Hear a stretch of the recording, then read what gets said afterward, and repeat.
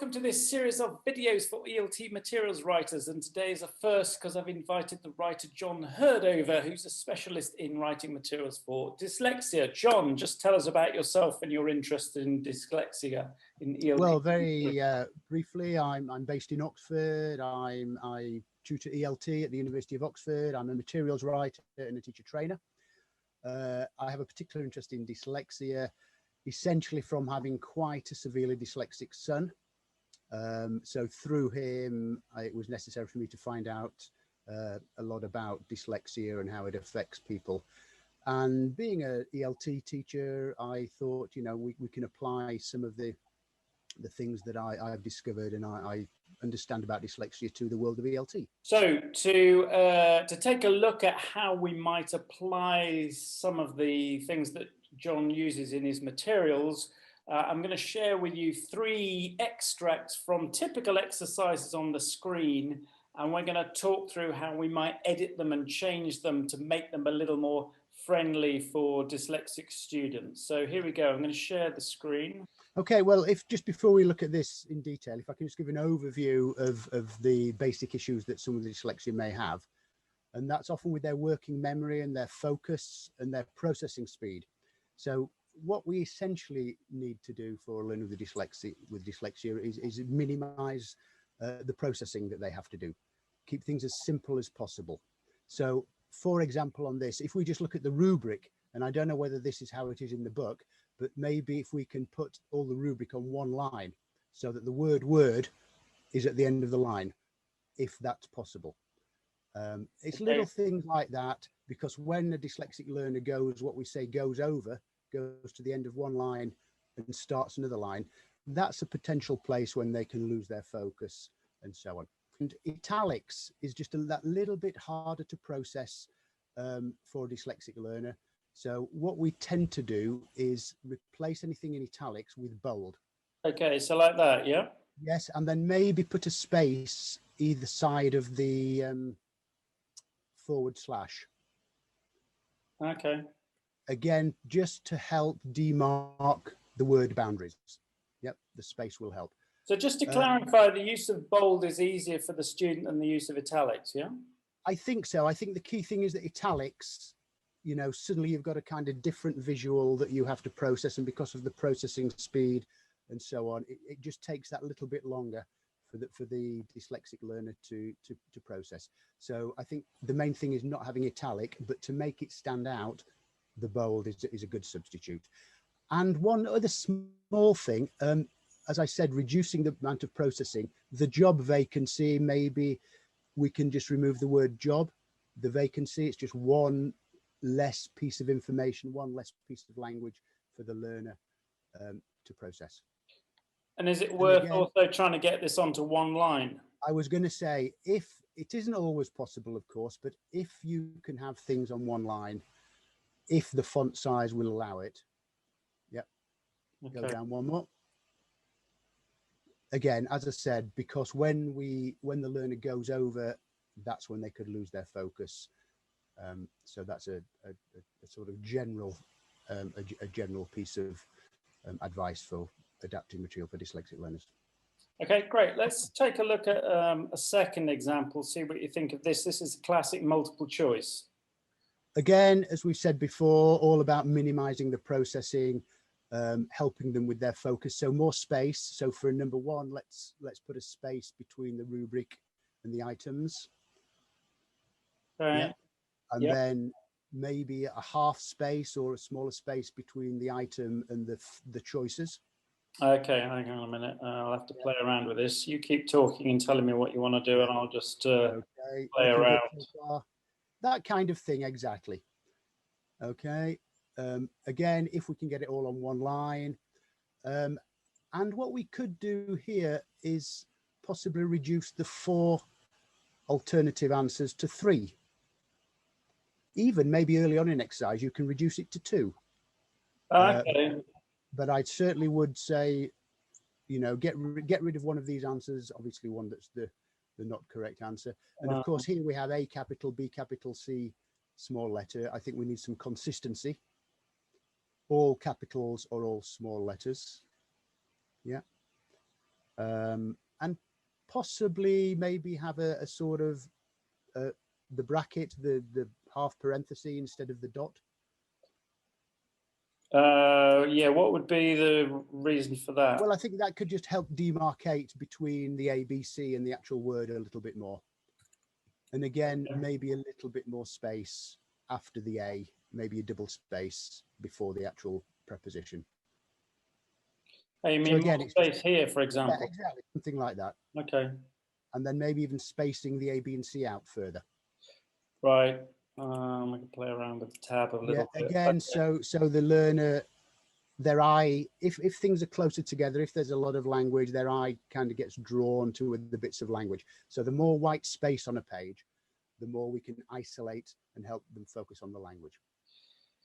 Okay, what about the issue at the top here? We've got the instruction line, the rubric again. We can bold it. Is it? Do we? What do we want to shorten it at all? Well, yeah, we could possibly. I mean, do we need from the choices? Well, exactly. From the choices, probably a bit superfluous. Complete the sentence by choosing the correct word. If the students are very familiar with this kind of exercise, which a lot of ELT students with, we could maybe just say, choose the correct word, choose the correct alternative. So I think that's a good point, John, keeping rubrics as short and simple as possible. What's your position then? Do you normally give the example answer to number 1, for example? Does that help? Often it depends. I mean, this often giving the first example in general for ELT students in general helps to clarify the task. So I think even more so for a dyslexic learner, if the task needs clarifying, give an example answer. I think that's probably not necessary, but as I said, if it helps to clarify, for sure, and maybe more so for a dyslexic learner. But if they're familiar with the task type, it's perhaps not necessary. And again, it probably depends how many items you've got. If you have a lot of items, yes, you can give them the first one. Okay, but that's looking a bit better now. Probably it's all about clarity, isn't it? Yes, and one more small thing, maybe even drop number 2 down 1 more space between 1 and 2. Okay. Yeah, and so on and so on. So that would hopefully help. Yeah. Okay, just out of interest on this topic, I'm doing a lot of writing now into online templates for online worksheets and so on. When dyslexic students read things on the screen, have you noticed any difficulties with the way, with sort of, your standard computer generated type exercise? I can't really generalize on that. I think it depends on the layout. If the layout is dyslexia friendly, lots of space, etc., along the lines of what we've been talking about, it will be less of a problem. But if there are things on the screen that are all packed together and difficult to sort of follow, then it will be more complicated. I know a lot of people with dyslexia like a screen, whereas I know people with dyslexia who prefer a good bit of pen and paper and a pen or a pencil because they feel more connected to the language, whereas on a screen is a bit more, they feel a bit more disconnected. There are no hard and fast rules, and I think with dyslexia, you've just got to think, well, this could be an issue for this person, it could not be. This accommodation that we're making with the material could help or it could not. And I think you need to get to know each individual and find out what works and not what works. Okay, great. Let's look at the third example, which is like a text, which again, straight away I'm finding quite difficult to read, never mind anybody. Yes, exactly. So again, more space. So let's do a double space between each line in the text. Okay, so put a double space in. Okay, that helps. Now, one thing that we can do, and this is a sort of typical accommodation for dyslexic learners, is to put the verb in brackets. I mean, this is a very classic ELT exercise. Put the verb in brackets before the line. So, for example, I'd put be here, would I? Exactly, yes. And now, what's that doing? The idea being here that for a dyslexic learner, again, because of this focus and this processing speed, and working memory, going backwards and forwards, up and down, can be quite difficult. So if things can be as linear as possible, avoiding having to go back. So Lauren B, they've already got the semantic, the verb be, and then they can carry on reading. Whereas going over the line, then to be, there's a little bit of backtracking. Okay. This is particularly so for those kind of exercises where you get the verb at the end of the line. So, for example, you could have Lauren space, born in Mexico City in 1971, and then given the word be. That's where having it before the line is even more useful. What about numbering on this kind of exercise? If I want to put in, for example, the number 1 here, would that cause confusion? Yes, or maybe is it superscript where you do the 1 a little bit smaller? Okay. So that it's kind of clearly demarked from being part of the word, part of the text, which I think can help a little bit. Okay. Yeah, so you could put that there. Can we simplify this rubric, the instruction line? Well, yes. Again, I mean, take out anything that's superfluous. Put the verb in brackets into the correct past form. Exactly. Okay.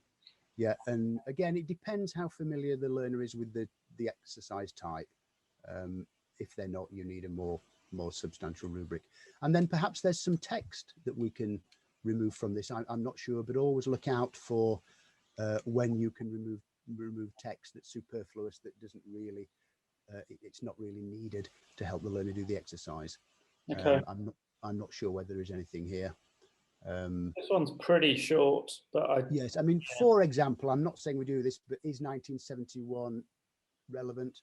If it isn't, you could remove that, for example. So always look out for things that we can remove and it doesn't affect the meaning in any way.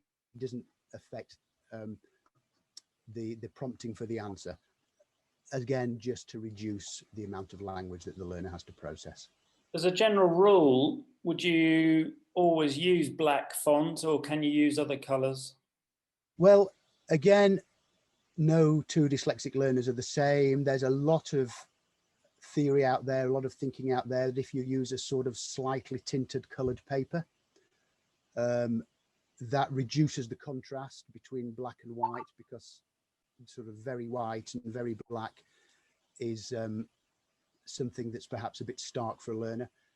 So maybe a slight tinted paper if you've got it, a fawn color or a pastel color, and maybe a dark gray font.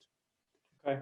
And what are the issues like with these kinds of exercise? Typically you look at them and think they look a bit dull and boring. Shall I add some sort of illustration or picture? What's the general rule on that? Yeah. Just before I answer that, John, just getting back to the coloured paper, I know dyslexic learners who've said to their teacher, can you please stop giving me coloured paper and colour-coded language?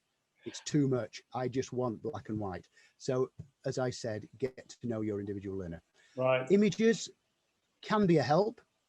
Of course, they can help with context. They can help set the scene. However, for a dyslexic learner where focus is an issue, they can be a distraction at the same time. So, if dealing with the text is a little bit arduous and a little bit tricky for the learner, their eye may be drawn to the text and they may start to focus on that. Have it set away from the text. The closer it is to the text, the more the sort of interference may be. So again, get to know your learner. But I would certainly say, minimize the visuals and keep them if they're essential. Many thanks to Jon Hird for sharing his knowledge and experience on this topic. Hope you found some useful practical tips in there.